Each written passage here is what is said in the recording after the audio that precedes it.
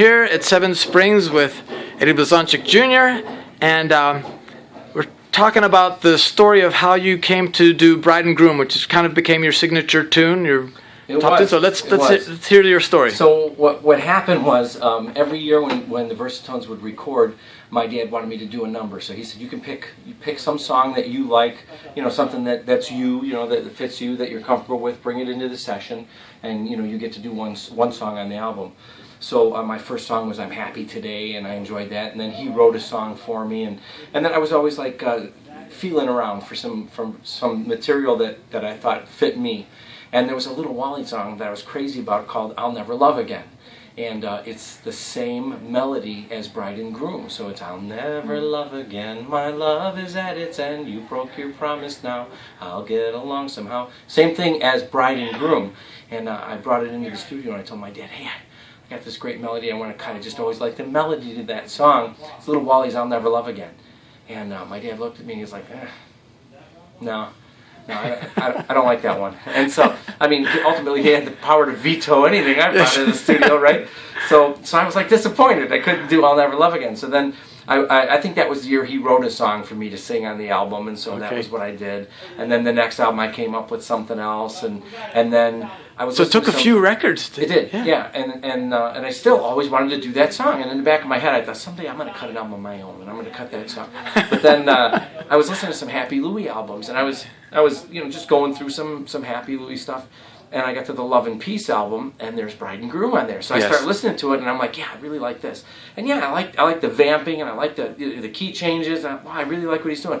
Boy, there's something about this song I really like. And the more I listened to it, I was like, it's "I'll Never Love Again." It's the same song, same melody. Yeah, it's the exact same melody. No wonder I like it so much. So then, immediately, a bell went off, and I said, I'm going to bring this song into the studio. Yes. It's it's all in Polish, and it's different, because you've got these modulations, these key changes, and I got excited about it, and then I thought, but we got to change it and kind of uniquely make it ours. We don't want to just copy what Louis did, and so then I took out the vamping when he gets to each key, and I said, we're just going to bang it out one after another, boom, boom, boom, boom, boom, just go.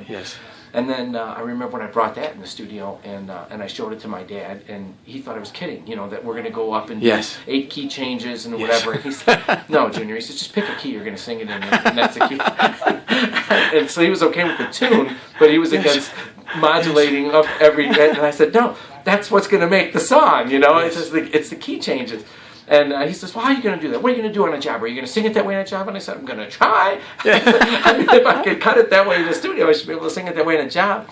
And so then myself, John Zalasko, and Matt Lewandowski got together, and we were talking about, okay, let's play each verse differently, so we'll play how it's going to progress. And build one straight, and then one with a little bounce, and then a little bell shake in the back, and then when we finally get to the fourth verse, you do a light push, and by the fifth verse we got some bell shake and whatever. So we kept trying to get it to build and build and build, and then we went in the studio, we cut it, and it was a big hit for us. So.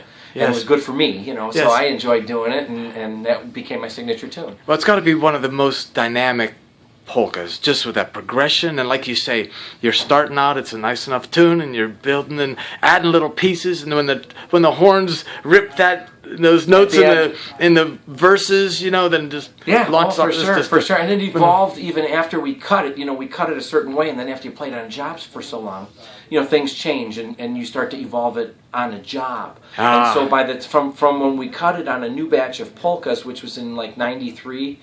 By the time Live and Kickin' came out, which was in like 2001, so 8 years later, that tune had evolved to putting those horn parts in the back, and maybe I think we started playing the chords different, where we put the 1/5 thing, and so over time playing it live, you figure out what works best for you, and so that song did evolve, and again, like as you said, it was a signature song for me, but it came out of Little Wally's "I'll Never Love Again." That's and we were talking also about just like a lot of these songs were Polish folk songs or different things, including Bride and Groom. Bride and Groom came from Poland, and it's the story of a wedding, and it's the story of a bride and groom, and And Happy Louie, of course it was on his album, but it's one of those tunes where he took the liberty of copywriting here and claimed it as his own, as Little Wally did on so many numbers, because over here, no one had ever copyrighted those songs. So once he did, it was his material per se. Well, great stuff. Great tune, and thanks for sharing the story. Well, thank you.